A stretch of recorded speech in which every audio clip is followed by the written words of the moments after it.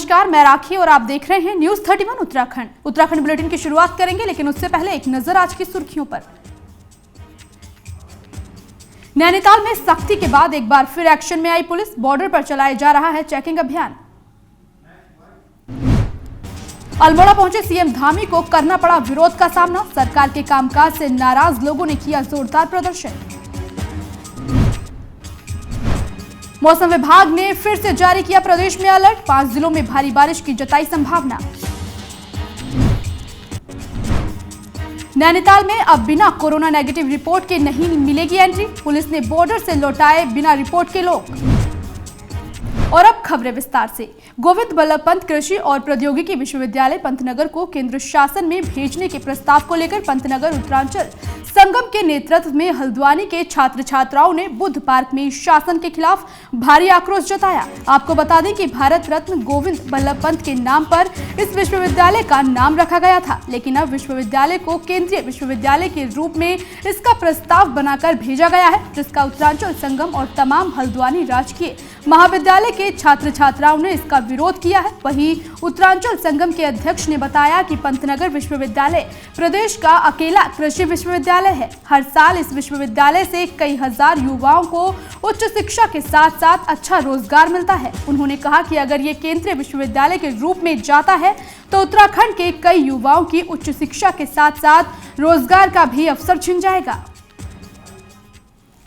समाचार पत्रों से ज्ञात हुआ कि उत्तराखंड कैबिनेट के द्वारा गोविंद बल्लभ पंत कृषि एवं प्रौद्योगिकी विश्वविद्यालय पंतनगर को केंद्रीय विश्वविद्यालय बनाए जाने का प्रस्ताव पारित किया गया है, जिसका आज उत्तरांचल संगम एवं अन्य सभी, चाहे वो हमारे कांग्रेस पार्टी के लोग हों, चाहे वो यूकेडी के लोग हों, चाहे भाजपा के लोग हों, सभी के द्वारा इस फैसले का बहुत विरोध किया जा रहा है। क्योंकि जो पंतनगर विश्वविद्यालय है हमारे प्रदेश का एकमात्र कृषि विश्वविद्यालय है। यहाँ से प्रतिवर्ष हमारे हजारों नौजवानों को उच्च शिक्षा मिल रही है, जिसके बाद वो पूरे देश में और भारतवर्ष में और हमारे प्रदेश में उच्च शिक्षा और रोजगार प्राप्त कर रहे हैं। यदि ये विश्वविद्यालय केंद्रीय विश्वविद्यालय बन जाता है तो हमारे बच्चों के हाथ से मौका चला जाएगा।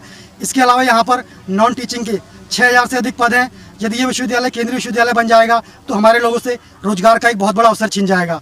गोविंद बल्लभ पंत कृषि एवं प्रौद्योगिकी विश्वविद्यालय को केंद्रीय विश्वविद्यालय बनाए जाने के प्रस्ताव को लेकर आज हल्द्वानी के बुद्ध पार्क में आप देख सकते हैं, यहाँ पे तमाम जो डिग्री कॉलेज के छात्र छात्राओं का खासा जो है राज्य सरकार के खिलाफ भारी आक्रोश देखने को मिल रहा है। इन लोगों की मांग है कि पंतनगर विश्वविद्यालय को केंद्रीय विश्वविद्यालय में न भेजा जाए, क्योंकि यहाँ पे उत्तराखंड देवों की भूमि कहा जाता है और यहाँ पे तमाम जो है यहाँ पे जो छात्र छात्रा है उनका आरक्षण यहाँ पे खत्म हो जाएगा। इन लोगों की मांग है कि अगर जल्द से जल्द ये प्रस्ताव तत्काल तरीके से निरस्त नहीं किया जाता है तो समस्त जो छात्र छात्रा है वो आगे उग्र आंदोलन के लिए बाध्य होंगे।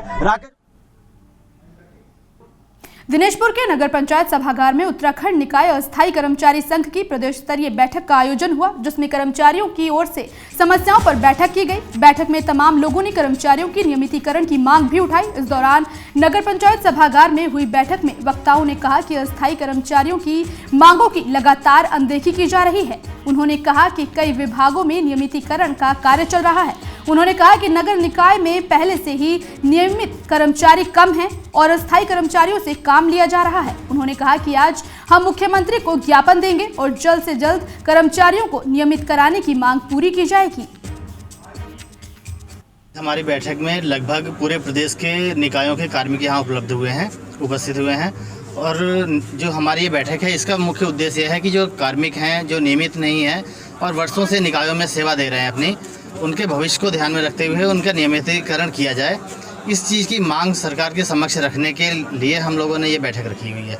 मुद्दा आप सबको मेरा नमस्कार। सबसे पहले तो मुद्दा ये है कि हम लोग कोई 2002 से, कोई 2008 से, कोई 2005 से, कोई इससे पहले से भी नगर निकाय में कार्यरत हैं।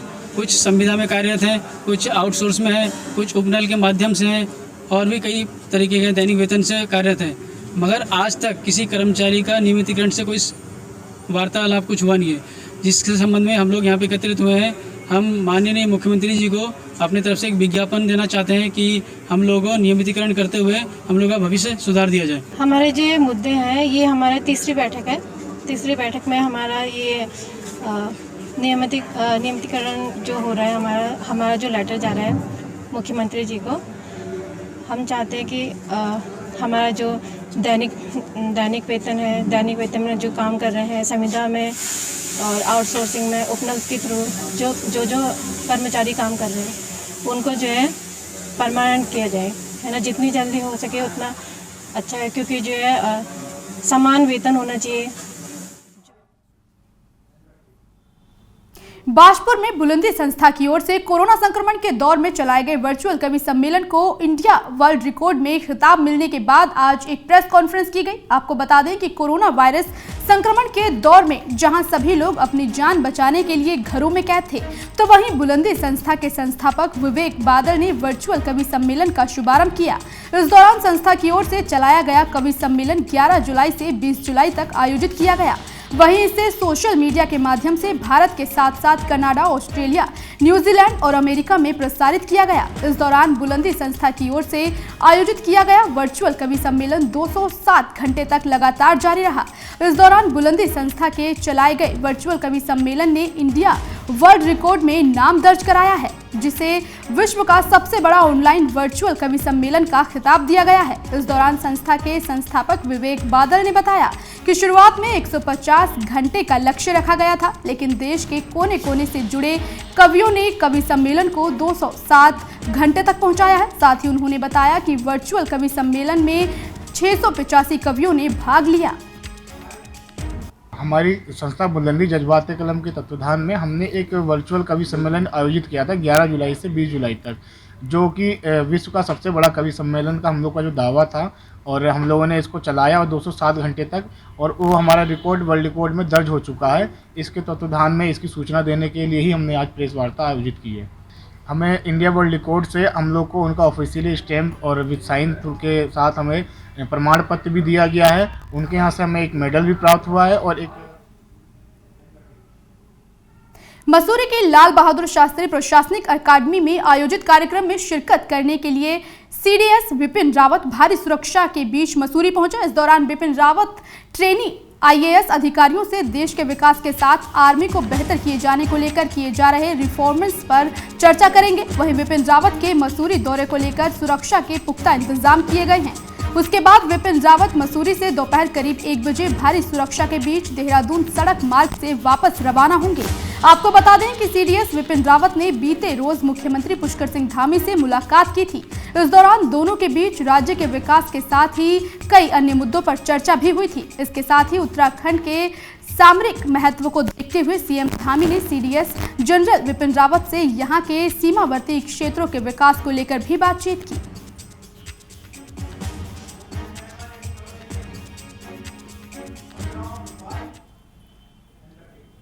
डोईवाला में रिटायर्ड शिक्षक सुभाष चंद्र शर्मा के 7 दिन से लापता होने के बाद भी पुलिस अभी तक किसी तरह का कोई सुराग नहीं लगा पाई है। आपको बता दें कि 30 अगस्त से परिजनों ने लापता की सुराग पुलिस को दी थी, जिसके बाद गुमशुदगी की शिकायत देते हुए दर्ज कराया गया था, लेकिन कार्रवाई नहीं होने से परिजन अब परेशान हो गए हैं। इस दौरान फतेहपुर टांडा जीवनवाला की दर्जनों महिलाओं ने पीड़ित परिवार के साथ कोतवाली पहुंचकर कोतवाल राजेंद्र सिंह रावत से मुलाकात की और लापता सुभाष चंद्र शर्मा के बारे में जानकारी मांगी और जल्द से जल्द शिक्षक को ढूंढने की मांग की है।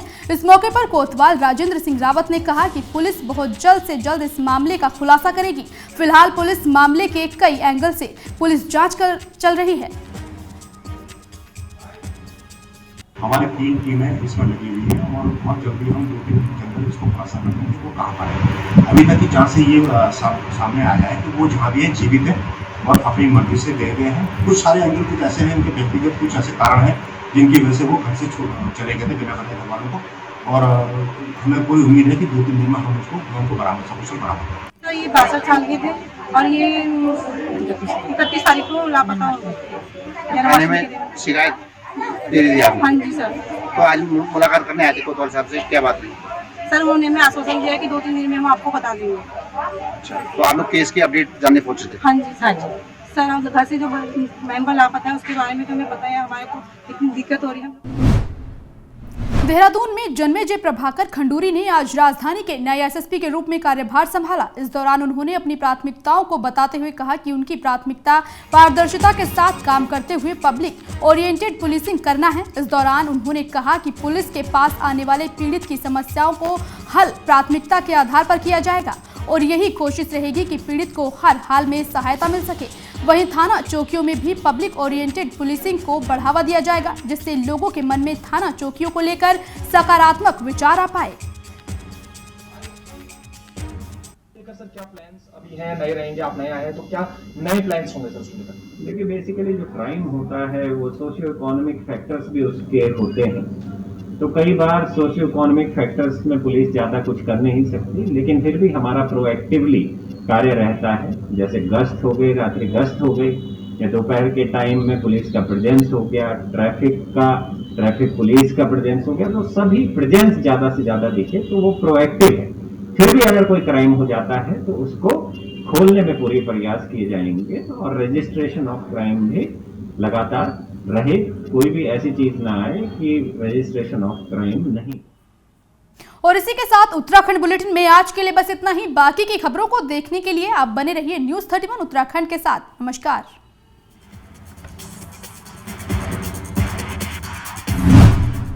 हर खबर में होगी हमारी नजर। खबरों से जुड़ने के लिए हमारे चैनल को सब्सक्राइब करें और बेल आइकन दबाना ना भूलें।